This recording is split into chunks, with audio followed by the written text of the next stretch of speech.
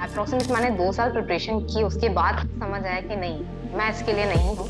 Timing manage करना है तो आपको सेल्फ स्टडी करनी ही पड़ेगी। हम कोचिंग जा रहे थे तो ऐसा फील आता है कि कोचिंग जा रही हूँ तो निकल ही जाएगा। कोचिंग जाने से पेपर नहीं निकलता है, सेल्फ स्टडी आप जितना करते हो उससे पेपर निकलते हैं। एक भी डिजिट या एक भी नंबर गलत होता है तो शायद आपका करोड़ों या लाखों का लॉस हो सकता है।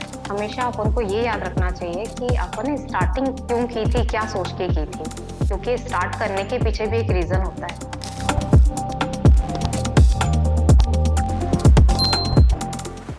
Okay, so welcome to exciting episode of Babel Live India podcast. I'm your host Priya Rathore, and we are having very special guest with us, Pragati Jain ma'am. So, ma'am, welcome to our podcast. कैसी हैं आप? मैं ठीक हूँ, आप बताइए। जी ma'am, मैं बहुत अच्छी हूँ। तो मैम आपके साथ कुछ क्वेश्चंस के साथ मैं स्टार्ट करूंगी आपकी एकेडमिक जर्नी और आपकी जो प्रोफेशनल जर्नी आपकी, आप जहाँ तक यहाँ तक अपना सफर आपने तय किया है उसके बारे में मैं आपसे ओके। जानना चाहूंगी। तो आप प्लीज बताइए कि आपने यहाँ तक का सफर कैसे तय किया, आपने क्या क्या स्ट्रगल फेस किए और आपकी एकेडमिक जर्नी क्या रही है। फर्स्टली मेरा बीएससी है मैथमेटिक्स से। आफ्टर दैट मैंने ओके। एमएससी किया था, एमएससी स्टैटिस्टिक्स। ओके। ओके। और पैरेलल में पीजीडीसी है। और वो जो उस टाइम पे रहता है कि आपको कॉम्पिटिटिव एग्जाम्स फाइट करने हैं, तो मैंने उसी टाइम से प्रिपरेशन स्टार्ट कर दी थी। पर मेन चीज वही थी, कोचिंग्स जो क्रेज रहता है, so I was doing that. College जाना, फिर कोचिंग्स जाना, दैट्स इट। उसके बाद फिर मेरा बीएड हुआ। बीएड के साथ साथ पैरेलली फिर मैंने टीचिंग की, क्योंकि इकोनॉमिकली भी आपको स्ट्रांग होना जरूरी होता है। तो आफ्टर दैट 2016 में मेरा ये एग्जाम था, आईबीपीएस क्लर्क का। प्री दिया, मेंस हुआ, उसके बाद 2017 में रिजल्ट आते थे। 2019 में मेरी ज्वाइनिंग हुई फिर। ओके, तो आईबीपीएस क्लर्क के अलावा भी आपने कोई और एग्जाम दिया या फिर स्पेसिफिकली इसके लिए आपने तैयारी किया। नहीं, वो जो स्टार्टिंग रहता ना, पीयर प्रेशर और पीयर कल्चर जो रहता है कि हमारे साथ वाले जो कर रहे हैं हम भी उसी के पीछे पीछे भागते हैं, तो स्टार्टिंग में जी। थोड़े टाइम मैंने बैंकिंग की प्रिपरेशन की। उसके बाद मैंने कोचिंग ज्वाइन की, तो उनको साथ में, नहीं यार, एमपीपीएससी बहुत अच्छा है, एमपीपीएससी करना चाहिए, तो ठीक है एमपीपीएससी का प्रिपरेशन कर लेते हैं। अप्रोक्सीमेट मैंने 2 साल प्रिपरेशन की, उसके बाद समझ आया कि नहीं, मैं इसके लिए नहीं हूँ। क्योंकि मेरा मैथ रीजनिंग स्ट्रांग था, but I was not good in history, civics, geography. तो लेकिन ये था कि उस टाइम पे कोई मेंटर नहीं था, कोई बताने वाला नहीं था, जी। किसी को हमारे बारे में हमारी स्ट्रेंथ एंड वीकनेस नहीं मालूम थी। तो वो क्या हुआ कि इतना सारा टाइम देने के बाद फिर हमको समझ आया कि नहीं, मतलब बैंकिंग बेटर रहेगा, जो मुझे अच्छे से आता है, मैथ रीजनिंग, उसके बेसिस पे। तो ओके। फिर बैंकिंग की प्रिपरेशन की, एंड लास्ट में right now I okay, am a तो मैम बैंकर। या तो मैम आपने जो है सेल्फ स्टडी की या फिर आपने कोई कोचिंग ज्वाइन की थी। स्टार्टिंग में तो ओके। कोचिंग, ऑब्वियस सी बात है, सारे लोग आपके साथ के कोचिंग जाते हैं तो आपको लगता है कि कोचिंग के बिना कुछ भी नहीं होगा। तो स्टार्टिंग मैंने कोचिंग की, अप्रोक्सीमेट 2 से 3 साल मैंने कोचिंग की, पर आउटपुट नहीं निकल रहा था कुछ भी, फाइनेंशियली भी आप इफेक्ट होने लगता है। फिर मैंने टीचिंग करनी स्टार्ट कर दी, टीचिंग के साथ फिर मैंने सेल्फ स्टडी करनी स्टार्ट की। तो अल्टीमेटली ये है कि बैंकिंग जो सेक्टर है, स्पेशली मैं बोलूंगी तो मैथ रीजनिंग आपको सारे क्वेश्चंस आते हो, but it doesn't matter, speed matter करती है। वो स्पीड जो रहती है वो सेल्फ स्टडी बहुत ज्यादा मैटर करती है। आप जितना बैठोगे, जितना प्रैक्टिस करोगे, उतनी ही आपको नई ट्रिक्स आएंगी, शॉर्टकट आपको मालूम होंगे और स्पीड एनहेंस होगी। तो कोचिंग्स की थी मैंने, but after that self study ही काम आई। ओके, तो आपके हिसाब से सेल्फ स्टडी बहुत ज़्यादा इम्पोर्टेंट है, तो मैम मैं जानना चाहूँगी कि आपकी लाइफ में सेल्फ स्टडी की क्या इम्पोर्टेंस रही, आप कितना टाइम इसे देते थे और इसे कैसे आपने की जिससे कि आज आपने ये आपका जो गोल था अचीव कर पाई हो।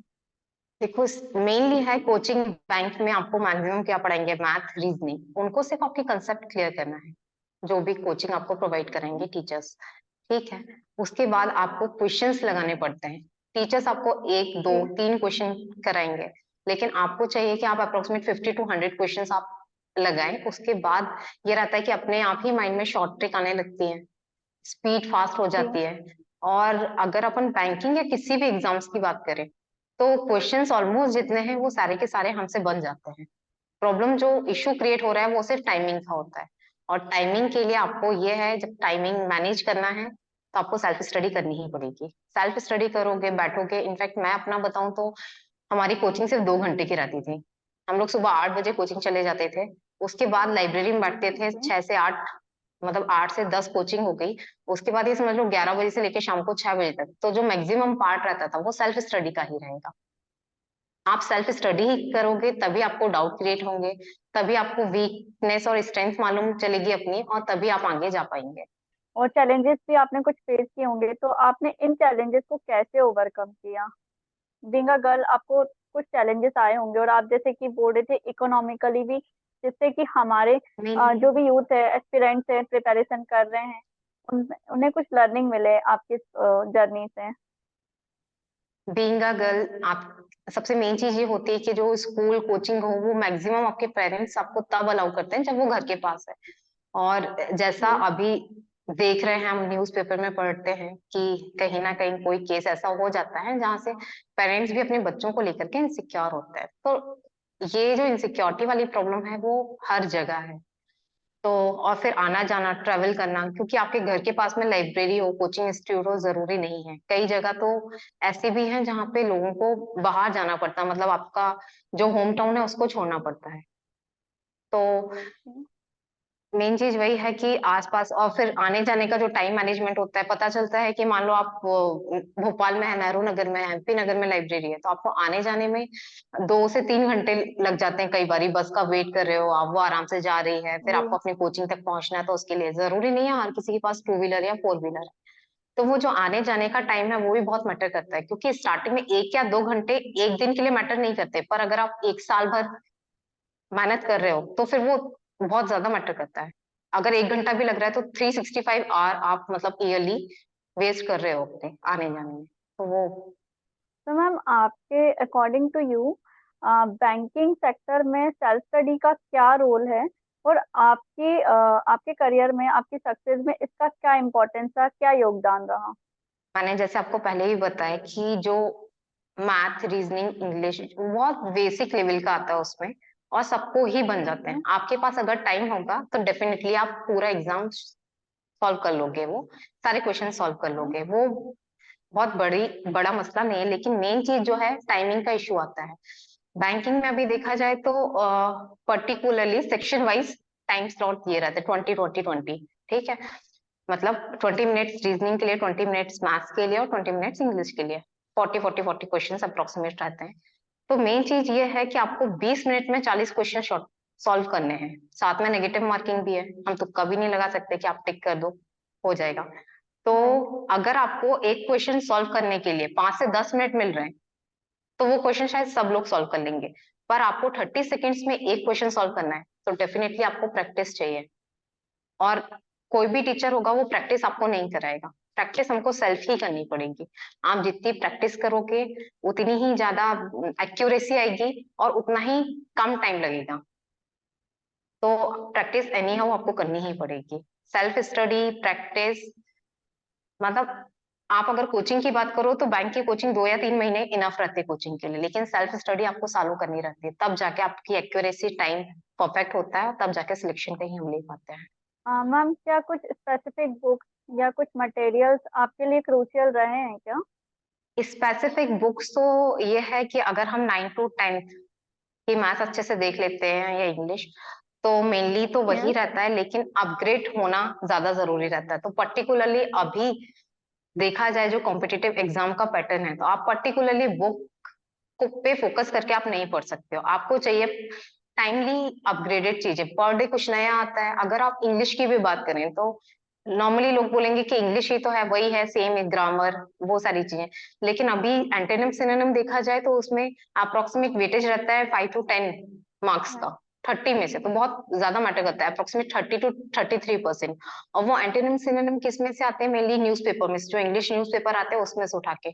तो हमको ये चाहिए कि पर डे, डेली बेसिस पे जो आर्टिकल्स छपते हैं या जो न्यूज में जो वर्ड्स रहते हैं, तो वो पर्टिकुलरली पर डे बेसिस पे अपडेट होते रहें और वो हमको मिलते रहें।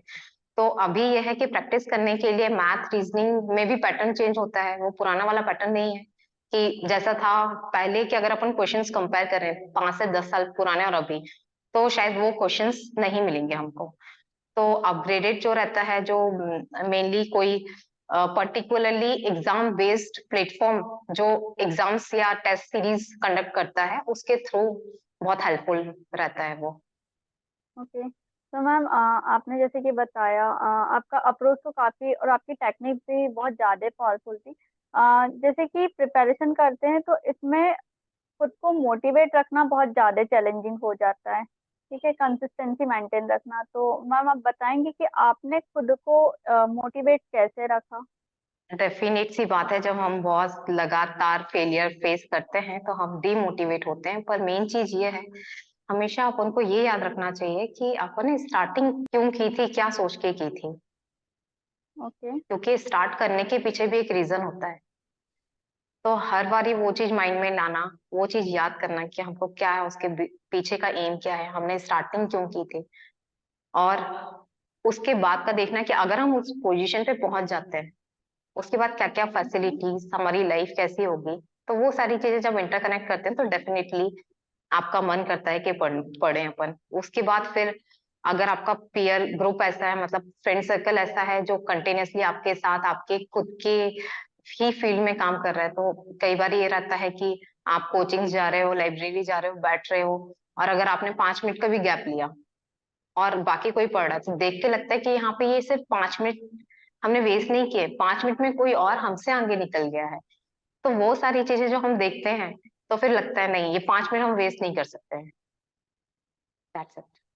मैम अभी आपका जो पोजीशन है I think IBPS clerk, right? Hmm. हाँ। ओके, तो इस पोजीशन की कुछ की रिस्पॉन्सिबिलिटीज होगी, तो क्या आप इसके बारे में थोड़ा बता सकती हैं? सबसे मेन चीज, अगर आप बैंकिंग सेक्टर में आ रहे हो, तो वो जो डिजिट्स या नंबर है, वो सिर्फ डिजिट या नंबर नहीं होते हैं। मेनली वो ओके। डिजिट्स और नंबर जो रहते हैं वो अमाउंट है। यहाँ पे आप मिस्टेक नहीं कर सकते, क्योंकि 1 या 0, 1 या 0 नहीं है यहाँ पे, ये रुपए या पैसों में काउंट होता है। तो सबसे मेन चीज है, यहाँ पे एरर्स तो बिल्कुल नहीं होना चाहिए। तो वही ओके। है एक्यूरेसी वाला काम जो वहां पे आपको चाहिए पड़ता था बैंकिंग में स्टार्टिंग में प्रिपरेशन के टाइम। अगर आपकी एक्यूरेसी नहीं है तो नेगेटिव मार्किंग, और फिर यहाँ पे और भी ज्यादा हो गया रिस्पॉन्सिबिलिटी, क्योंकि एक भी डिजिट या एक भी नंबर गलत होता है तो शायद आपका करोड़ों या लाखों का लॉस हो सकता है। ओके। और मैम। लोग बैंक पे ट्रस्ट करते हैं, तो हमको या। उनका भी फाइनेंस बिल्कुल संभाल के रखना वो ज्यादा जरूरी होता है कि लोगों ने अपना मेहनत का कमाया हुआ जो पैसा है वो बैंक में रखना है। तो वो हमारी रिस्पॉन्सिबिलिटी होती है कि वो सेफली उन तक ही पहुंचना चाहिए। मैम ऐसे स्टूडेंट्स, ऐसे एस्पिरेंट्स जो आपकी तरह कुछ बनना चाहते हैं, आपकी तरह एग्जाम निकालना चाहते हैं, आप उनके लिए कुछ एडवाइस देंगे जिससे कि वो आपकी तरह उन खुद को मोटिवेट रख सके और सेल्फ स्टडी को अपना मतलब इम्पोर्टेंस दे सके? सबसे मेन चीज है, कुछ भी बनना है, कुछ भी करना है, तो वो सेल्फ ही आता है। आप किसी भी मतलब कहीं से भी आप ट्यूशंस ले लो, कोई भी अच्छा गाइडेंस करने वाला क्यों ना हो, कोई भी अच्छा टीचर क्यों ना हो, पर आपके माइंड में जो सारी चीजें जाती हैं वो आपकी सेल्फ स्टडी से ही आती है। तो सबसे मेन चीज है कंसिस्टेंसी रखो, अपना टाइम पर डे बेसिस पे गोल होना चाहिए। मतलब लॉन्ग टर्म गोल नहीं होना चाहिए जो एक दिन में, हाँ आज हमें इतना कवर करना है, वैसा वाला गोल हो, सेल्फ स्टडी हो, सेल्फ मोटिवेशन हो। डिपेंडेंट अगर आप रहोगे तो हो सकता है शायद सामने वाला बंदा नहीं आ पा रहा है तो आपका तो टाइम वेस्ट हुआ। तो सेल्फ स्टडी अगर आप जितना करोगे उतनी एक्यूरेसी होगी। बहुत सारी चीजें ऐसी हैं जो हम सेल्फ स्टडी से करते हैं तो नई नई चीजें सीखने को मिलती है। और अगर आप ट्यूटर के पास जा रहे हो तो उन्होंने जितना पढ़ा दिया दैट्स इट, बस उतना ही रहता है। सेल्फ स्टडी में बहुत सारे क्वेश्चंस अपने आप निकल के आते हैं, वही सारी चीजें हम पूछते हैं तो बहुत सारी चीजें ग्रास्प करने को मिलती हैं। मैम आप हमारे लिसनर के साथ कुछ ऐसी स्टोरी या कुछ चीजें हैं जो शेयर करना चाहेंगी जिससे कि उन्हें मोटिवेशन हो, और आपकी लाइफ में सेल्फ स्टडी की क्या इम्पोर्टेंस रही है, उसके कुछ इंसाइट? जैसे कि मैंने बताया कि स्टार्टिंग में मैंने 2 या 3 साल कोचिंग की थी, पर उस टाइम पे आउटपुट ओके। तो कुछ भी नहीं मिला। मेन चीज ये रहता है कि आपको पहले कौन सी कोचिंग जाना है, फिर वो कोचिंग्स में इधर उधर भागते हुए फिर कहीं ना कहीं हमको ऐसा लगता है शायद ये वाली नहीं वो वाली शायद ज्यादा अच्छी होती। ठीक है, आने जाने का टाइम वेस्ट होता है, हम थक भी जाते हैं उसमें। ठीक है, माइंड भी डाइवर्ट होता जी। है, टेंशन भी रहती है, अभी आना है अभी जाना है, बस मिलेगी या जो कुछ भी है वो सारी चीजें। तो और फिर फाइनेंशियल इशू तो रहता ही है ऑलमोस्ट, क्योंकि स्टूडेंट लाइफ है तो सोर्स ऑफ इनकम कम ही रहते हैं, बहुत कम लोगों के पास रहता है। वही पेरेंट्स से हर चीज के लिए मांगना एक टाइम लिमिट के बाद वो भी नहीं अच्छा लगता है। तो उस टाइम पे मैंने जी। जब मेरी बीएड चल रही थी, मैंने स्कूल ज्वाइन कर लिया था, मैं टीचिंग कर रही थी, तो मेरे पास इतना टाइम नहीं होता था कि मैं कहीं और जाऊं फिर मैं जाके क्लासेस ले पाऊं। और वो जगह मतलब मैं सीहोर में थी उस टाइम पे, तो जगह छोटी थी, तो इतनी अच्छी कोचिंग लाइब्रेरी नहीं थी। तो एक चीज वहां पे ये लाइब्रेरी कोचिंग का ना होना, एक चीज ये थी कि मेरे पास ऑप्शन ही नहीं था। तो जो लास्ट ऑप्शन था मेरे पास जी। वो था सेल्फ स्टडी। तो अल्टीमेटली फिर मैंने, क्योंकि मैं सिर्फ एज अ प्राइवेट टीचर तो नहीं रह सकती थी फुल लाइफ टाइम, तो मैंने फिर सेल्फ स्टडी करनी स्टार्ट की। और मुझे लगता है जितना मेरे को कोचिंग से फायदा नहीं हुआ उतना सेल्फ स्टडी से हुआ, क्योंकि शायद ये हो सकता है कि हम कोचिंग पे ज्यादा डिपेंड थे। हम कोचिंग जा रहे थे तो ऐसा फील आता है कि कोचिंग जा रही हूँ तो निकल ही जाएगा, कोचिंग जाता है तो निकल ही जाएगा। कोचिंग जाने से पेपर नहीं निकलता है, सेल्फ स्टडी आप जितना करते हो उससे पेपर निकलते हैं। वो वाला जो टाइमिंग था मेरा उस टाइम पे, मैंने सीटीटी भी, मतलब रनिंग मेरा बीएड भी चल रहा है, मैं टीचिंग भी कर रही हूँ, साथ में मैंने सीटीटी क्वालिफाइड किया। उसके बाद मेरा आईबीपीएस क्लर्क भी निकल गया था, सीपीसीटी भी मैंने उसी टाइम पे क्वालिफाई किया। तो ये समझ आया मेरे को कि हाँ ठीक है, जरूरी नहीं है जगह कैसी है, आपको ट्यूशंस कोचिंग्स मिल पा रही, नहीं, आप सेल्फ स्टडी वाला माहौल होना चाहिए। अगर आप खुद से करने की चाहत रखते हो तो डेफिनेटली आप एग्जाम क्रैक कर सकते हो, आगे बढ़ सकते हो। बाकी आप अगर किसी पे ओके। डिपेंडेंट हो तो शायद कोई आपको हाथ पकड़ के कोई एग्जाम तो क्रैक नहीं करा सकता है। राइट। तो मैम अभी सक्सेसफुली हमने 10 दिसंबर इंटरनेशनल ह्यूमन राइट्स डे पे हमारा बैबल लिव इंडिया ऐप जो है लॉन्च किया, की लॉन्चिंग हुई अभी। आपके हिसाब से आपका क्या विजन है हमारे इस सेल्फ लर्निंग इकोसिस्टम के बारे में? ट्रैवल लिव इंडिया का जो मुझे इंटेंशन लगा, और सबसे मेन चीज बहुत कम लोग हैं जो इस फील्ड के लिए कुछ करने का सोचते हैं। और सबसे मेन जी। चीज ये वाला जो प्लेटफॉर्म आप लोग, मतलब ट्रैवल लिव इंडिया के थ्रू स्टूडेंट्स को मिल रहा है, ये बहुत अफोर्डेबल रहेगा। क्योंकि कोई छोटी जगह से बड़ी जगह पे आना रहना, वो सारी चीजें करना, मतलब घर खाना पीना खुद से, उसमें बहुत सारा टाइम चला जाता है, बहुत सारा मनी चला जाता है। ये एक ऑनलाइन प्लेटफॉर्म है स्टूडेंट्स के लिए, बुक्स, कोचिंग्स, मेंटल लाइब्रेरी, हर एक चीज यहाँ पे अवेलेबल है। तो बहुत अच्छा है, लोग सेल्फ स्टडी करें, सेल्फ स्टडी पे फोकस होना चाहिए। आप सारे स्टूडेंट, सारे भी जितने भी लोग हैं जो कि सक्सेसफुल हैं, वो एक टाइम के बाद बोलते हैं जो कुछ भी होता है वो सिर्फ सेल्फ स्टडी से ही होता है। तो यहाँ पे लोगों का वो जो टाइम वेस्ट होता है 2 साल 3 साल 4 साल में, जो स्टूडेंट समझ पाते हैं कि सेल्फ स्टडी करेंगे तो ही कुछ होगा, वो यहाँ पे इनिशियल बेसिस पे उनको ये सारी चीजें समझ में आ जाएंगी कि नहीं, हम सेल्फ स्टडी करेंगे तो वो या जो राइट। 2 या 3 साल लेट हम किसी जॉब में जाते हैं या कुछ कर पाते हैं, वो वाला जो टाइम रहेगा वो टाइम डिफरेंस यहाँ पे कवर अप हो जाएगा। और लोगों को भागना नहीं रहेगा, एक ही प्लेटफॉर्म पे हर एक चीज अवेलेबल है, मेंटर से लेकर शायद क्लासेस और कोर्सेज, लाइब्रेरी, हर जगह जाके एक एक लाइब्रेरी में ढूंढने की जरूरत नहीं है आपको, कहाँ क्या फैसिलिटी है क्या नहीं है, आपके घर के पास में जो कुछ भी है वो मिल जाएगा, सेल्फ स्टडी आप कर पाओगे। तो ये सेल्फ स्टडी वाला बहुत ही अच्छा है, और मैं चाहती हूँ वेबल लिव इंडिया बहुत आगे तक जाए, और डेफिनेटली जाएगा, क्योंकि इतने सारे स्टूडेंट्स हैं और एक सही रास्ता उनको मिलना बहुत मुश्किल होता है। और ये जो वेबल लिव इंडिया, डेफिनेटली जितने भी लोग इससे जुड़ेंगे वो अपना बहुत सारा टाइम बचा पाएंगे और बहुत आगे तक जा पाएंगे। ओके। तो thank you so much ma'am, आपने आपका इतना वैल्यूबल टाइम दिया, आपकी वैल्यूबल लर्निंग हमारे लिसनर तक के पहुंचेंगी। तो thank you so much for joining us.